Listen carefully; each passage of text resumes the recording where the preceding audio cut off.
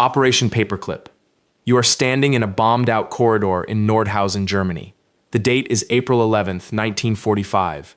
The war in Europe has 3 weeks left to live. The smell hits you first. Carbide, human waste, something burnt that you cannot name.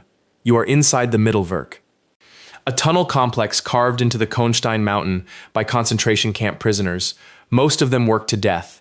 You are looking at the production line for the V-2 rocket, the most advanced weapon on Earth. And the Americans have just found it. Soldiers are photographing everything, taking notes, moving fast. The Germans who built this place are still here, waiting. They know something the soldiers know too. The war is ending. A new one is starting. And the men who designed these rockets are the most valuable people on the planet. That calculation, cold, clear, without sentiment, is what becomes Operation Paperclip. The formal story begins on May 26, 1945, when the Joint Intelligence Objectives Agency, operating under the authority of the United States Joint Chiefs of Staff, issued the directive that would quietly reshape post-war America. The program's name came from the paperclips used to flag the personnel files of German scientists deemed useful for recruitment. The name sounds almost clerical. It was anything but. Annie Jacobson, a journalist and national security correspondent, documented the program exhaustively in her 2014 book, Operation Paperclip, the secret intelligence program that brought Nazi scientists to America. Drawing on declassified files, military records, and the personal documents of the scientists themselves, Jacobson identified 162 German scientists, engineers, and technicians who were brought to the United States under the program. The actual number of individuals recruited through related programs and informal channels is estimated by historians to be considerably higher, some placing it closer to 1,700 across all branches of post-war intelligence recruitment. The program was, from the beginning, built on a concealment. President Harry Truman had explicitly prohibited the immigration of anyone found to have been a member of the Nazi Party or an active supporter of Nazi militarism. The Joint Intelligence Objectives Agency's solution was elegant and brutal. They altered the records. Personnel files were sanitized. Party affiliations were removed or minimized. Men who had worn the uniform of the Schutzstaffel, the SS, arrived in the United States with biographies that described them as apolitical scientists who had simply been doing their jobs. Wernher von Braun is the most famous name in this file. Rocket engineer, visionary, the man who would eventually lead the Saturn V program and put Americans on the moon. Von Braun was also a major in the SS and a member of the Nazi Party who personally selected concentration camp laborers from the Dora Mittelbau camp to work in the Mittelwerk tunnels. Historian Michael Neufeld, senior curator at the Smithsonian National Air and Space Museum, documented this in his 2007 biography. Von Braun, dreamer of space, engineer of war. An estimated 20,000 people died building the V-2 rocket, more than were killed by the rocket itself. The mainstream explanation is straightforward and not dishonest. The Cold War created an existential threat. The Soviet Union was recruiting the same scientists, and the United States made a pragmatic decision that winning the space race and the arms race was more important than prosecuting men whose expertise it desperately needed. This argument is made seriously by serious historians, and the technological contributions of the paperclip scientists to NASA and American defense infrastructure are not in dispute.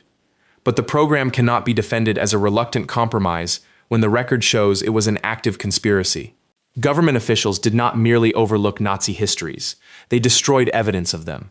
The State Department and the Justice Department were deliberately kept in the dark. Investigators who flagged concerns were overruled at the highest levels, and the men imported were not peripheral technicians. Some had overseen biological weapons testing on concentration camp prisoners. Some had been directly involved in programs that the United States was simultaneously prosecuting as war crimes at Nuremberg. Both things were happening at the same time, on the same soil. What does it mean that the architects of American space exploration were selected not despite their crimes, but sometimes because of the infrastructure those crimes had built? How many altered personnel files have never been declassified? When the Nuremberg prosecutors called slave labor a crime against humanity, did anyone in the Joint Intelligence Objectives Agency take note? Who decided which war criminals were useful enough to become Americans? And what does it say about a victory that was built, in part, on the shoulders of the defeated? The rockets that won the space race were designed by the same men who designed the weapons that fell on London. And to understand what those weapons were, and what it cost to build them, you have to go back to where it all began. The V-2 rocket program. You are standing in a field outside London on the afternoon of September 8, 1944. No air raid siren, no warning of any kind, just the ordinary sounds of a city at war. Distant traffic, someone calling out from a window, pigeons on a ledge. Then the world comes apart. A crater 30 feet wide opens in the Staveley Road in Chiswick. 3 people are dead before anyone understands what has happened. The explosion arrived before the sound did. Before the sound. That is not how weapons work. That is not how anything works. There was no plane, no pilot, no fuse to cut, no way to shoot it down. It had already landed before anyone knew it was coming. Whatever just killed those 3 people in Chiswick fell from the edge of space. The weapon was called the Aggregat Veer, known to history as the V2, shorthand for Vergeltungswaffe 2, or Vengeance Weapon 2. It had been under development since the early 1930s, conceived by a team of engineers at Peenemünde on the Baltic coast of Germany under the technical direction of Wernher von Braun, then in his mid-20s and already one of the most gifted rocket engineers alive. The program was formally militarized by the Wehrmacht in 1937, and the first successful test flight of a complete V-2 occurred on October 3, 1942, the date most historians mark as the birth of the space age, though it would take decades for the world to acknowledge it as such. The missile stood 14 meters tall. It weighed nearly 13,000 kilograms at launch. It burned a mixture of liquid ethanol and liquid oxygen, generating approximately 25,000 kilograms of thrust. It reached a maximum altitude of roughly 80 kilometers, above the Kármán line by some definitions, technically in space. Its terminal velocity on descent was approximately 2,800 kilometers per hour, faster than the speed of sound, faster than any early warning system of the era could respond to. You could not intercept it. You could not outrun it. By the time the sonic boom reached you, it had already arrived. Between September 8, 1944, and March 27, 1945, a span of less than 7 months, over 3,000 V-2 missiles were launched at Allied targets. London received more than 500 strikes. Antwerp, Belgium, was struck over 1,500 times, the highest concentration of any single target in the campaign. The final official casualty count attributed directly to V-2 strikes is estimated at around 9,000 civilians killed, and over 12,000 forced laborers who died building the missiles in the underground Mittelwerk factory at Nordhausen, a figure that, quietly and grotesquely, means more people died making the weapon than died from it. The mainstream explanation for why the program succeeded as long as it did is straightforward. The Allies simply had no viable countermeasure. Anti-aircraft guns were useless against a ballistic trajectory. Fighter aircraft could not reach the missile in flight. Allied bombing raids targeted the Peenemünde facility in August 1943, delaying production significantly, but by then, the program had already dispersed across mobile launch units that were nearly impossible to locate and destroy from the air. The war ended the program. Nothing else could have. But the scale of what was completed before that ending is the part that deserves more attention than it typically receives. Some researchers, among them space historian Asif Siddiqui, whose 2000 work, Challenge to Apollo, remains the definitive English-language account of early rocket programs, have argued that the V-2 represents not merely a weapons program, but a civilizational threshold crossed under the worst possible auspices. The engineering knowledge encoded in that missile did not disappear at the end of the war. It was harvested. Operation Paperclip brought von Braun and over 100 German rocket engineers to the United States. The Soviet Union ran a parallel program with captured personnel and hardware. The V-2 did not end in 1945. It became the Saturn V. It became the R-7. It became everything. So what do we do with that? Every rocket that has ever carried a human being into space descends in a direct technical lineage from a weapon designed under a totalitarian regime using slave labor. Does a technology carry the ethics of its origin? Does it matter how a threshold is crossed, only that it was? 3,000 missiles, 9 months, and then the entire trajectory of human spaceflight. Who gets to claim that inheritance? The Nazis were very good at stealing things: identities, gold, entire economies. And the next program took that instinct and turned it into a weapon of pure financial warfare. Operation Bernhard. You are Block 19 of Sachsenhausen concentration camp. It is the winter of 1943. The barracks have been sealed from the rest of the camp. The windows are painted over. The guards who approach the building are not told what happens inside. You are a Jewish prisoner, a former banker, a printer, an engraver, and you have been brought here because of what your hands can do. The smell in the room is ink and paper and something else underneath it, something chemical and faintly sweet. Around you, other men work in silence, at long tables under electric lights, not sewing uniforms, not sorting possessions, printing money, British pounds sterling, 50-pound notes, 5-pound notes, and they are perfect. So perfect that the Bank of England's own detection methods cannot tell them apart from the real thing. This was not a dream or a rumor. It was a classified program, assigned the code name Operation Bernhard after its architect, Sturmbannführer Bernhard Krüger of the Security Service of the Reich. The operation formally began in late 1942 and ran continuously until April 1945, when advancing Allied forces forced the surviving prisoners to dump the remaining plates, equipment, and unspent notes into Lake Toplitz in the Austrian Alps. At its peak, the forgery workshop employed 144 Jewish prisoners, all of whom had been selected from various camps, specifically for their professional expertise in printing, graphic design, papermaking, and finance. The documented output is staggering. Over the course of the operation, the prisoners produced approximately 132 million British pounds in counterfeit banknotes, a figure confirmed by post-war investigation and detailed in Lawrence Malkin's 2006 book. Krüger's Men, the secret Nazi counterfeit plot, and the prisoners of Block 19. That sum, adjusted to present-day value, would represent several billion pounds sterling. The notes were printed on paper that had been specially engineered to replicate the exact fiber composition of genuine Bank of England currency, including the distinctive feel that trained bank clerks used as their primary method of verification. The thread weave, the weight, the crinkle, all of it duplicated. What made the forgeries so dangerous was not simply their appearance. The prisoners had reverse-engineered the Bank of England's serial numbering system, a system the British themselves considered their primary security architecture. The counterfeit notes carried sequential, non-repeating serial numbers that passed scrutiny from currency verification experts. When British intelligence eventually examined captured samples, analysts at the Bank of England concluded that the forgeries were, in several technical respects, the most sophisticated currency counterfeits ever produced. The strategic intent was explicit.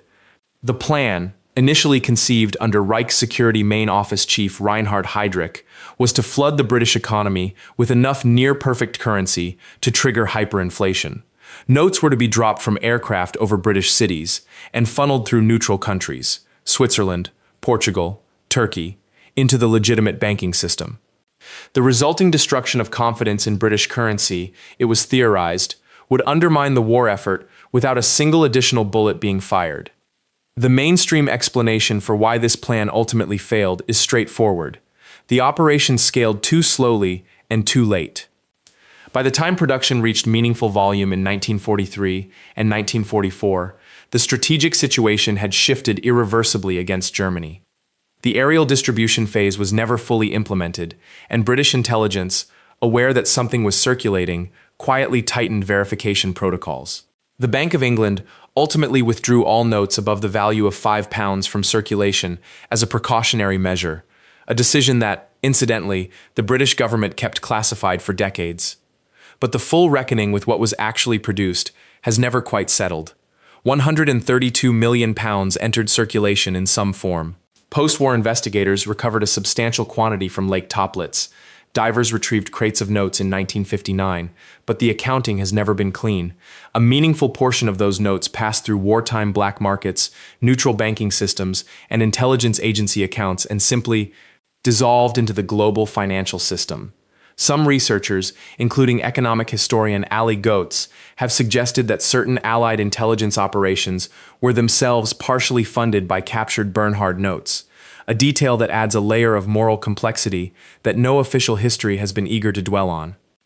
The prisoners who made them were not paid. Most were promised survival in exchange for cooperation. Some survived, many did not. How much of that currency is still out there, still circulating, still undetected? What did the Bank of England know, and when did it know it? If the plan had reached full deployment, even 6 months earlier, would it have worked? And what does it mean that the most dangerous weapon aimed at the British economy in the Second World War was built by the very people the Reich was trying to destroy? What the Nazis attempted to steal from the British was money. What they actually stole from the men of Block 19 was something that cannot be counterfeited, and that theft leads us to the next object of plunder, a room made of amber, ripped from a palace wall and lost to history. The Amber Room Relocation. You are standing in the Catherine Palace, outside Pushkin, Russia, in the autumn of 1941, and the smell hits you first. Not amber, beeswax and turpentine, the sharp chemical bite of soldiers working fast. German Army Group North has been pushing east for months. Leningrad is nearly encircled, and here, inside the winter palace of the Russian Tsars, a team of Wehrmacht soldiers and Nazi art specialists is doing something that should take years in 36 hours. They are dismantling the eighth wonder of the world. The Amber Room was not a room decorated with amber. It was a room made of amber. Panels 6 feet tall, mosaic floors, gilded carvings, over 6 tons of Baltic amber fitted together with a precision that took the original craftsman over a decade to achieve. Commissioned by Prussian King Frederick I in 1701, it had been gifted to Peter the Great in 1716 as a symbol of Prussian-Russian alliance. By the time the Nazis arrived, it had been expanded, modified, and polished into something that defied category. Its estimated value in today's currency exceeds $500 million. Some say it cannot be valued at all. Soviet curators had seen the Germans coming. They attempted to dismantle the room themselves, but the amber had grown brittle over 2.5 centuries. The panels cracked when touched. Panicking, they made a decision that haunts historians to this day. They papered over the amber with wallpaper and hoped the Germans wouldn't notice. The Germans noticed immediately. What followed was one of the most efficient acts of cultural looting in the history of warfare. Beginning on October 14, 1941, a team led by Alfred Rohde, director of the Prussian art collections, dismantled the entire room in approximately 36 hours. Every panel, every mosaic piece, every gilded fitting, packed into 27 crates and loaded onto trucks headed west. By October 13th, some accounts say the 23rd, those crates arrived at Königsberg Castle in what is now Kaliningrad, Russia. Rohde had the room reassembled in the castle's north wing, where it remained on public display for parts of 1942 and 1943. Then the Allied bombing campaign began in earnest, and the room was dismantled again, packed again, and moved again. After that, the trail goes cold. The mainstream explanation is that the Amber Room was destroyed in the final months of the war, either in the firestorm that consumed Königsberg Castle during the British Royal Air Force bombing raids of August 1944, or in the Soviet assault on the city in early 1945. Rohde himself died of typhus in 1945, taking whatever he knew with him. The official German records pertaining to the room's final movements were either destroyed or never kept. But the records that do survive complicate this conclusion considerably.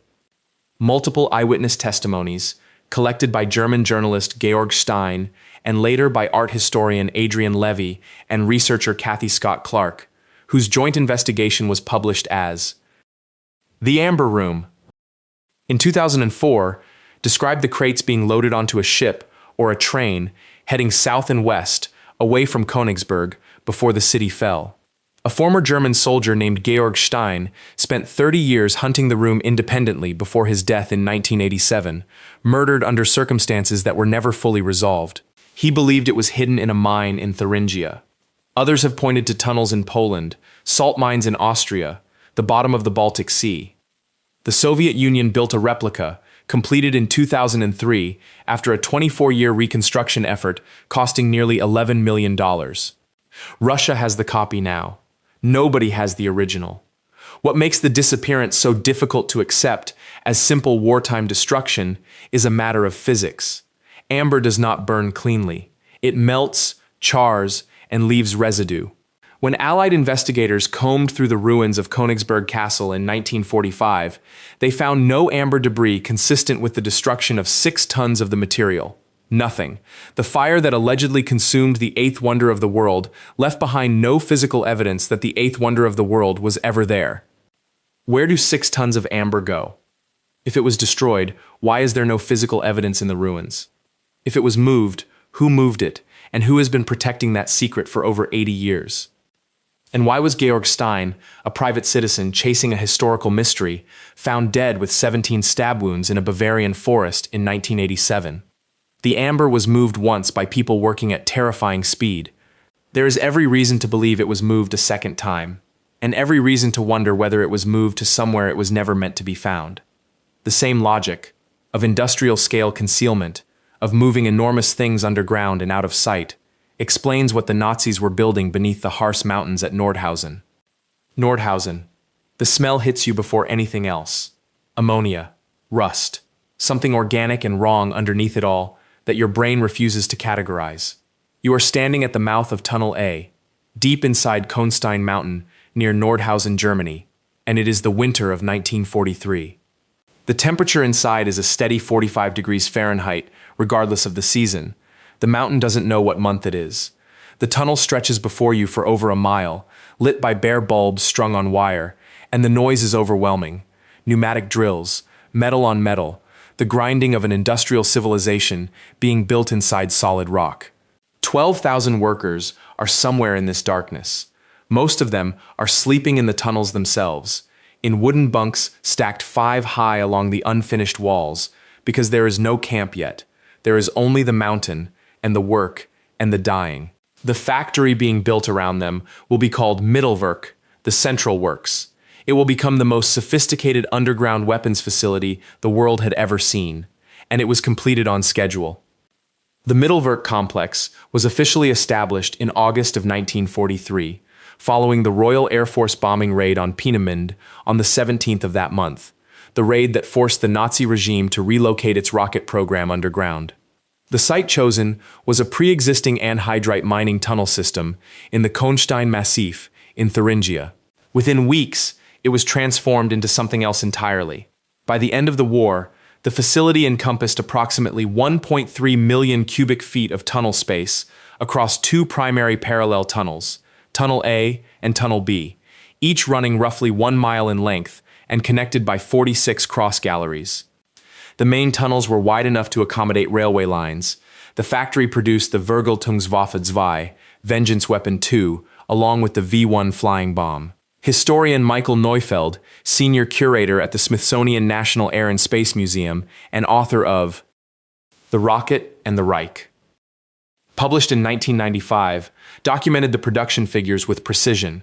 Mittelwerk produced approximately 5,900 V-2 rockets before the American advance forced its abandonment in April of 1945. The factory met its monthly quotas. The engineering was operational. The output was real. What powered all of this was the Mittelbau-Dora concentration camp, established formally in October of 1943 and drawing prisoners primarily from Buchenwald.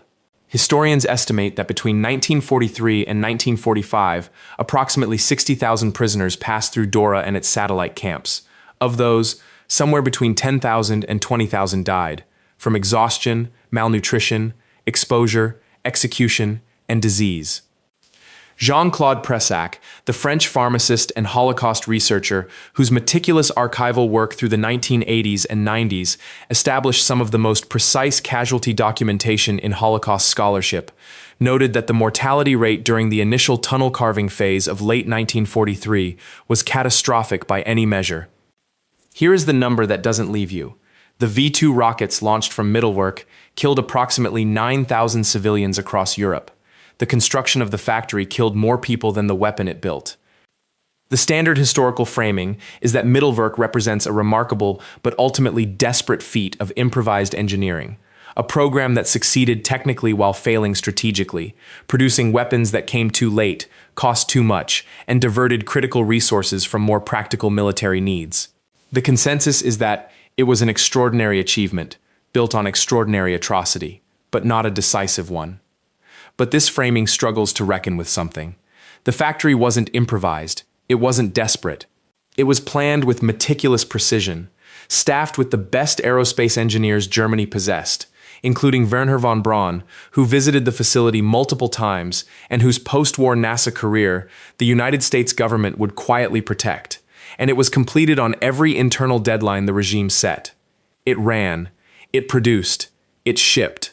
Some researchers, including historian André Sellier in A History of the Dora Camp, published in 2003, argue that the true horror of Mittelwerk is not that it was a failure, but that it was, on its own industrial terms, a success. The machine worked. The question the historical record doesn't fully answer is what that means. Who decided that the schedule mattered more than the dying? How many people signed off on those production quotas knowing what was happening in Tunnel A? What does it mean that the engineers who built this went on to build the rockets that took humanity to the moon? And when we say a plan was completed, who exactly do we count in that word? The factory inside the mountain was one kind of manufactured reality. The next plan on this list was something more audacious, the manufacturing of a reality that never happened at all. Operation Himmler. You are a customs official at the Gleiwitz radio station. It is the night of August 31st, 1939. You have no idea that tomorrow will be the first day of the Second World War. Men in Polish military uniforms burst through the door just after 10 o'clock in the evening. They are shouting in Polish. They fire weapons into the ceiling. One of them seizes the microphone and reads a short, inflammatory statement, something about Polish forces attacking German soil. Then, as fast as they came, they are gone.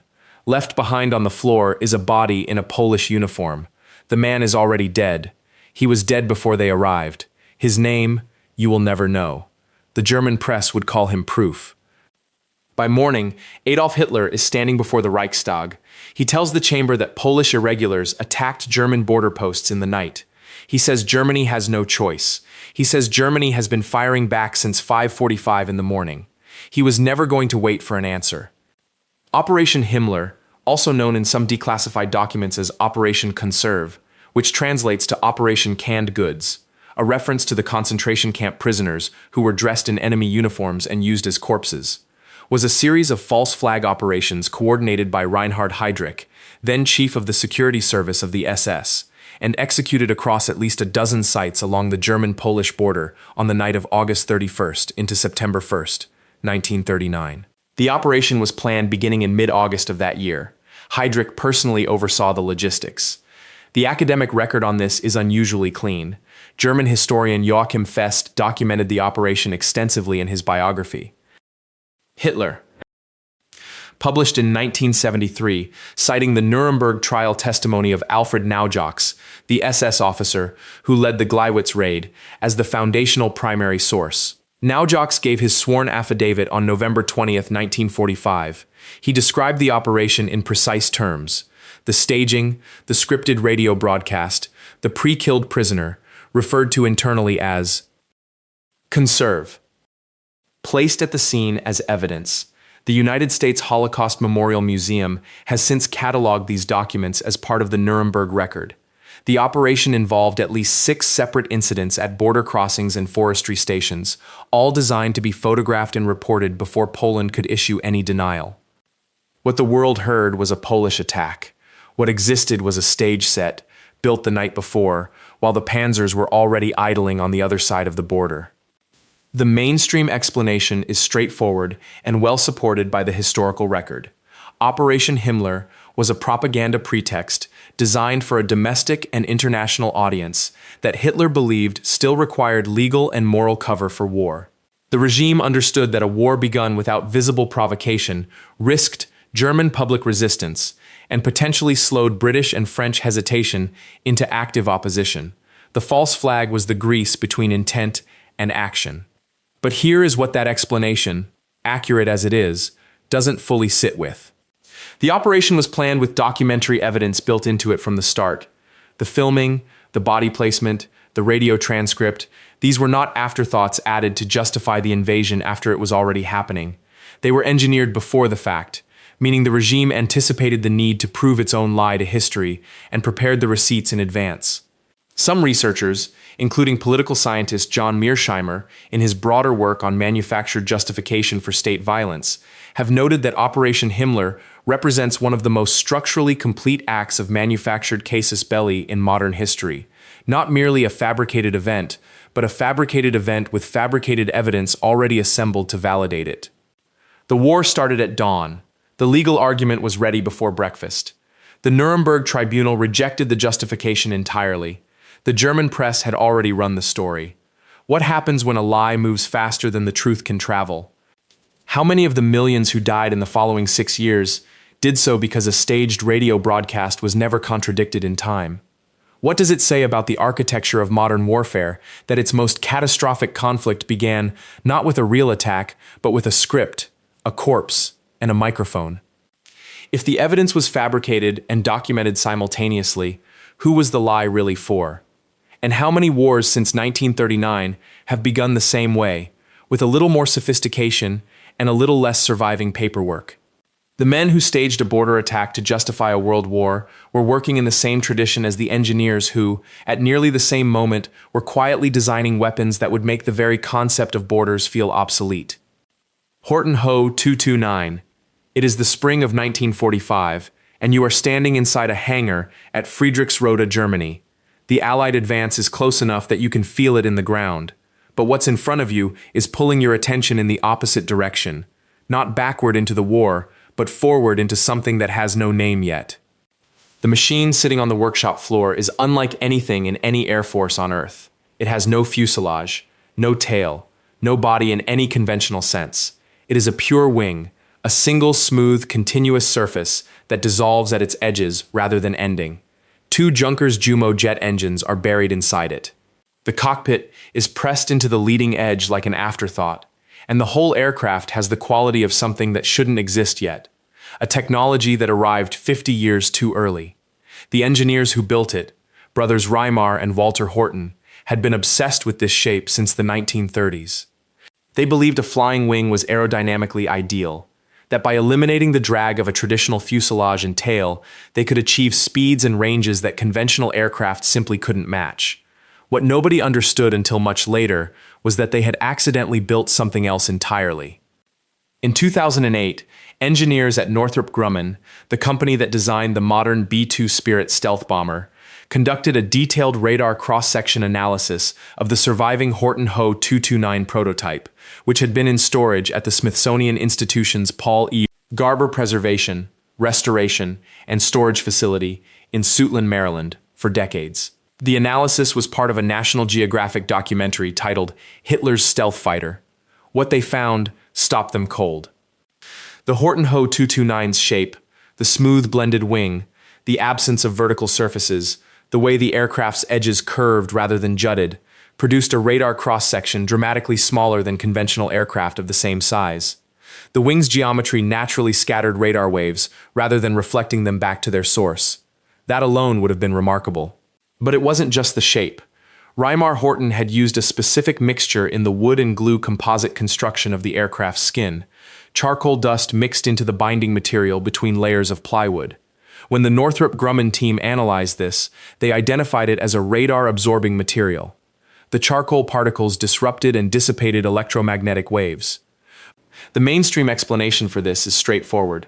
Horten was attempting to reduce the aircraft's visibility to the primitive radar detection systems used to identify incoming aircraft by their engine signatures at that stage of the war, what was known as Freya radar detection, and the material may have been selected with that narrow practical goal in mind, rather than as a deliberate stealth strategy. But the Northrop Grumman analysis calculated that at the speeds the Ho 229 was designed to fly, roughly 975 kilometers per hour, British radar operators using the chain home system would have had approximately 2 minutes and 15 seconds of warning time, rather than the standard 19 minutes for a conventional aircraft of equivalent size. 2 minutes. That is not a navigational quirk. That is not coincidence. That is a meaningful, operationally significant reduction in radar detectability, achieved by a German engineer in 1944 using charcoal dust and geometric intuition. The official stealth technology program in the United States did not begin until the late 1960s, with serious development of radar-absorbing materials and low observable airframe geometry not materializing until the 1970s. The B-2 Spirit, the aircraft the Northrop Grumman team who analyzed the Ho 229 helped design, did not enter service until 1997.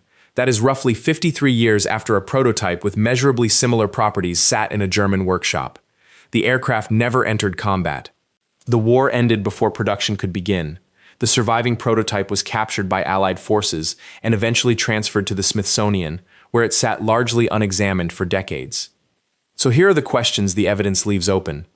Did Reimar Horten know what he had built? Was the charcoal composite a deliberate attempt at radar absorption? Or did he stumble onto stealth physics without fully grasping what he was seeing? If the war had continued another 12 months, would Allied radar networks have encountered an aircraft they were not technically equipped to detect? And what else was sitting in those workshops? Complete, functional, and quietly ahead of everything that came after. The war reached Friedrichsroda before any of those questions could be answered. But the Third Reich was not only building weapons in Europe's industrial heartland.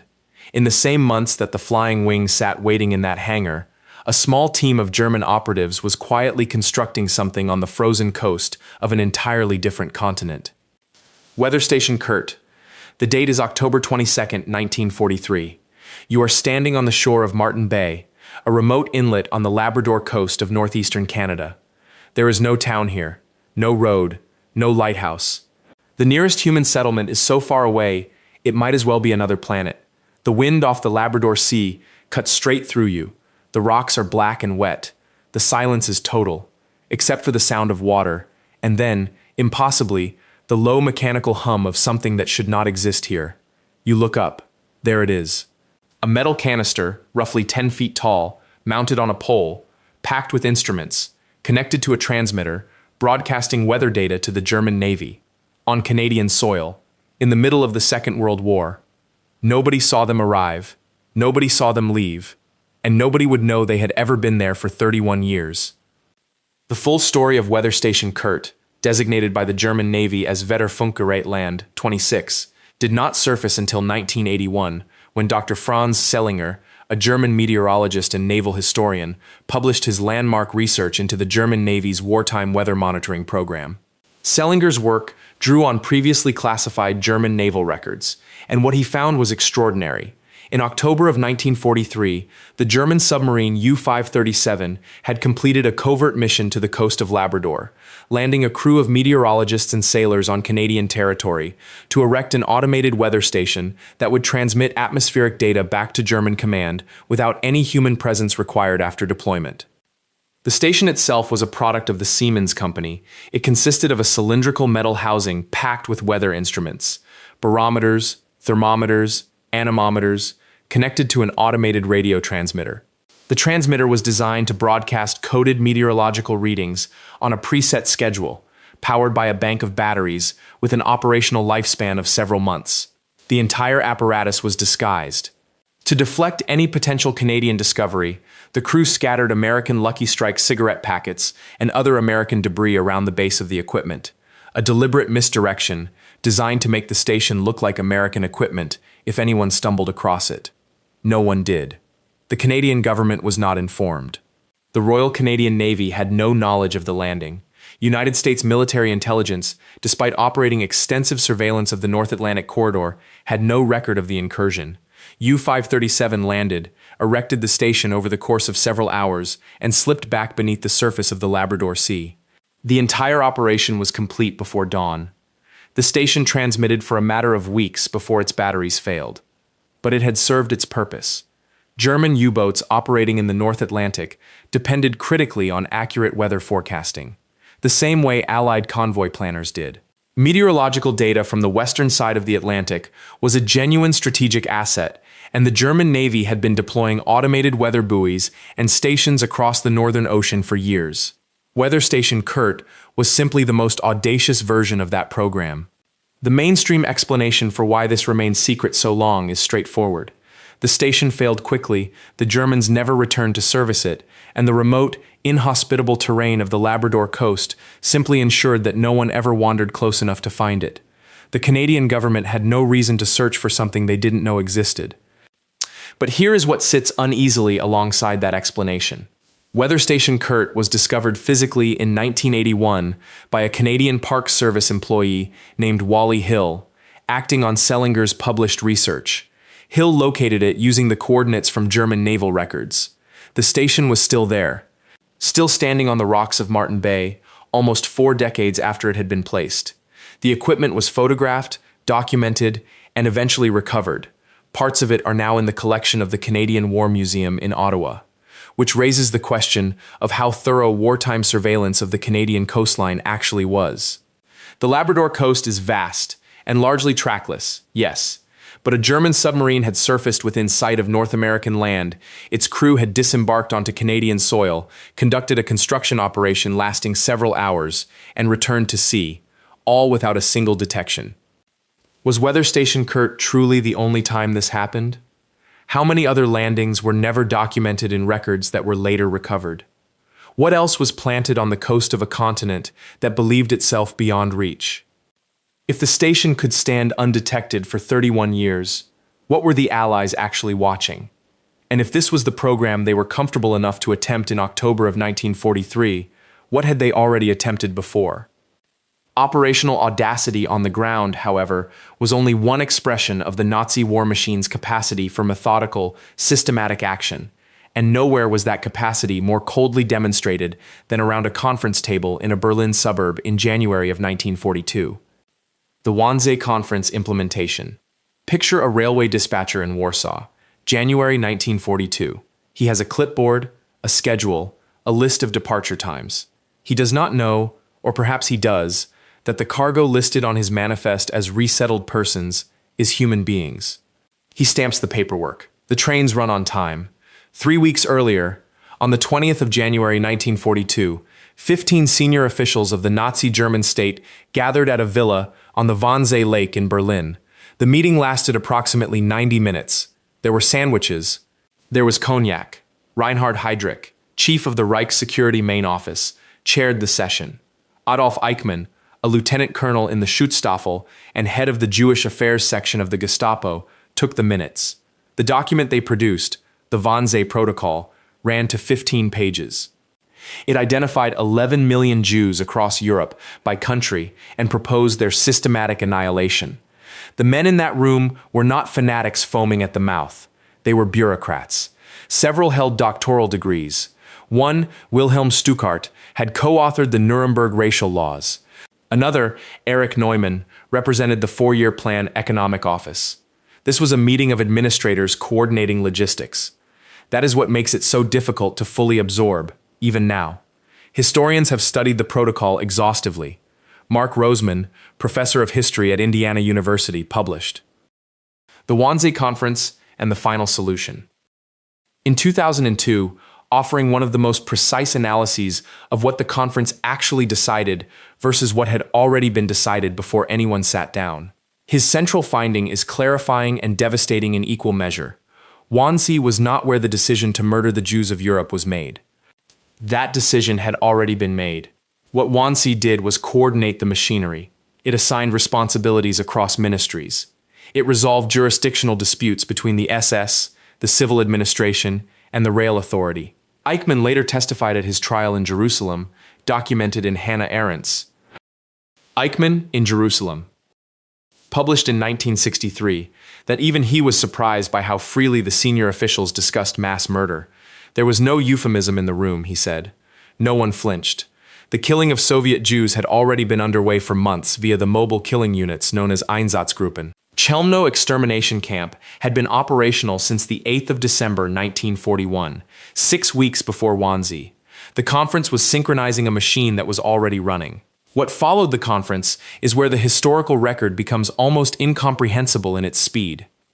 Within weeks, not months, weeks, deportation trains were reorganized under a coordinated national schedule. The Reichsbahn, Germany's national railway, assigned a specific officer, one Franz Novak, a subordinate of Eichmann's, to manage train scheduling across occupied Europe. Raoul Hilberg, whose monumental 3-volume work, The Destruction of the European Jews, first published in 1961 and revised in 1985, documented the railway logistics in extraordinary detail. Hilberg calculated that the deportation system eventually moved hundreds of thousands of people in trains that ran with the precision of a commercial timetable, often prioritized over military supply trains even during active combat operations on the Eastern Front.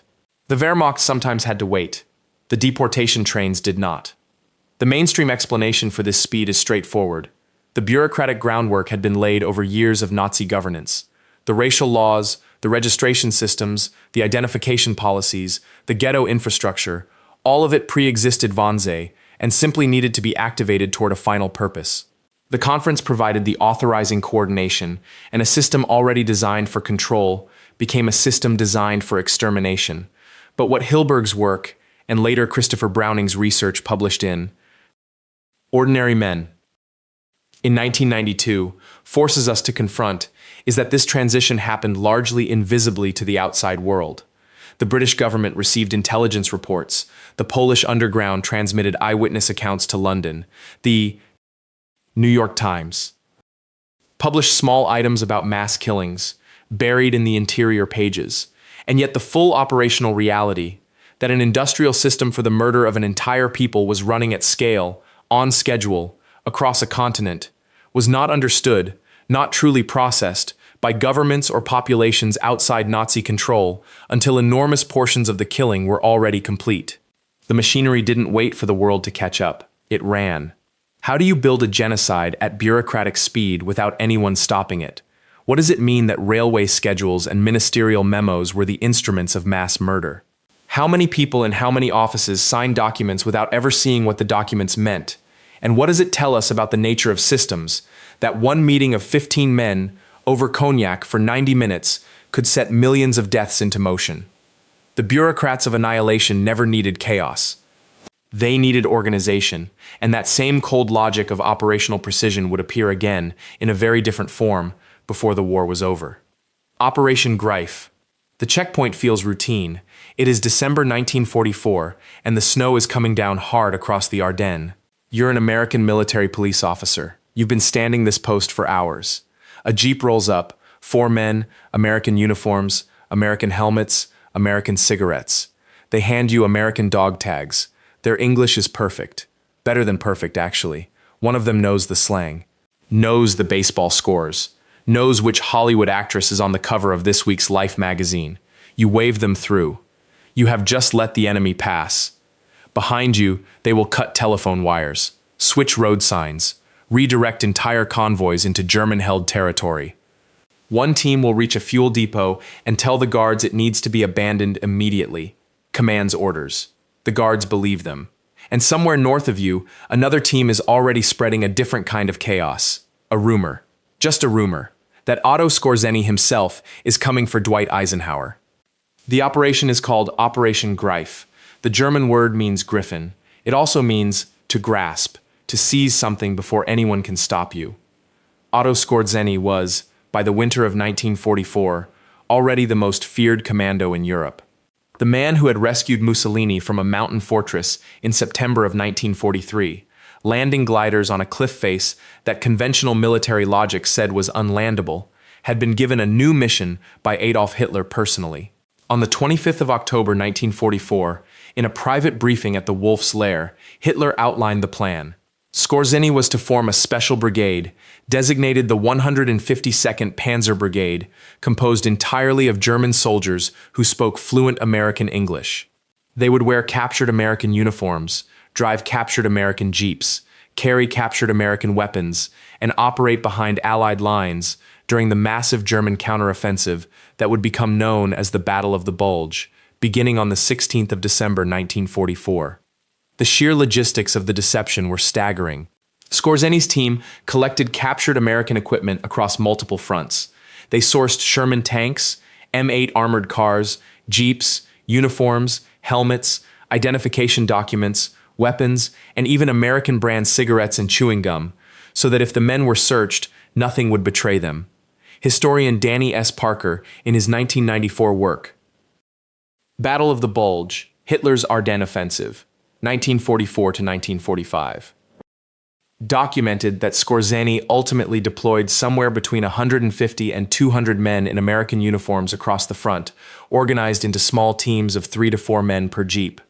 What those teams accomplished, in purely operational terms, was remarkable.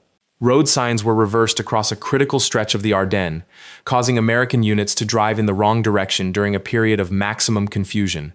Communication lines were severed at strategic points. False orders were relayed by men who sounded, to every American ear, exactly like American soldiers. Several teams successfully redirected military traffic away from key positions. At the Meuse River crossings, which were the operational objective of the entire German offensive, Allied forces suddenly found themselves receiving conflicting intelligence from soldiers who turned out not to be soldiers at all. The mainstream explanation is that Operation Greif, while bold in conception, was ultimately a tactical failure. Skorzeny never had enough English-speaking men to fully execute Hitler's original vision, and the larger sabotage goals, including the seizure of Meuse bridges, were never achieved. Allied forces captured several of the infiltrators, and the information extracted from them, though exaggerated under interrogation, triggered countermeasures that contained the broader operation. But that accounting misses the thing the operation actually did achieve, which had nothing to do with bridges or road signs. The rumor. Somewhere in the chaos of mid-December, a captured German soldier, possibly under interrogation, possibly deliberately planted with false information, told American interrogators that Skorzeny's real mission was to assassinate General Dwight Eisenhower in Paris. Within 48 hours, the supreme commander of Allied forces in Europe was confined to his headquarters at the Hotel Trianon in Versailles, surrounded by armed guards, unable to move freely, effectively removed from active command during the most critical week of the entire Western campaign. His double was sent out in his place. Eisenhower himself later wrote that the confinement was maddening, that he felt like a prisoner inside his own headquarters. No assassin ever came. Skorzeny later claimed, with some credibility, that the assassination mission was never real, that it was either a misunderstanding or, more intriguingly, a deliberate piece of misinformation planted to multiply the disruption his teams were already causing. Which raises the question that the operation never quite lets go of. If the chaos was the point, if the rumor was the weapon, then did Operation Greif actually succeed? How many other decisions in those critical days were made in the shadow of a threat that never existed? How far can a lie travel if it wears the right uniform? And if the most powerful general in the Western world could be neutralized not by a bullet, but by a whisper, what does that tell us about where real power actually lives? Each of these 10 plans was completed before anyone could stop it, and taken together, they suggest something far darker than military history usually allows itself to say. What connects a forged banknote to a flying wing to a weather station buried under Canadian snow? What links a conference that lasted 90 minutes to a rocket program that killed more people building it than riding it? On the surface, these are 10 separate stories, 10 separate decisions made by 10 separate chains of command in 10 separate corners of a collapsing empire. But pull back far enough, and a single shape emerges from the noise. Every one of these plans was completed, not attempted, not theorized, not sketched on a napkin by someone who didn't survive the war. Completed. The rockets flew. The money circulated. The scientists landed in American laboratories with new names and government salaries. The flying wing left the ground. The conference adjourned, the minutes were typed, and the machinery it set in motion ran for 3 more years. This is the thesis that the historical record forces on us, whether we are comfortable with it or not. The most ambitious, the most monstrous, and the most technically sophisticated plans of the Third Reich were not stopped by Allied intelligence, or moral resistance, or the friction of war.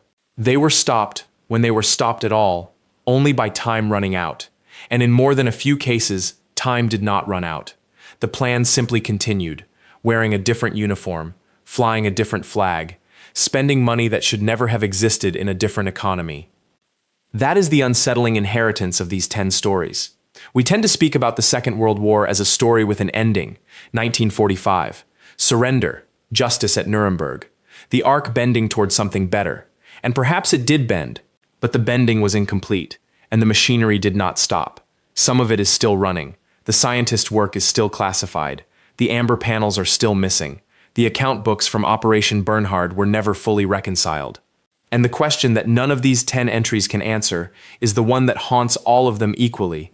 If plans this vast, this violent, and this consequential could be completed before anyone could stop them once, what is being completed right now while we are still deciding whether to look?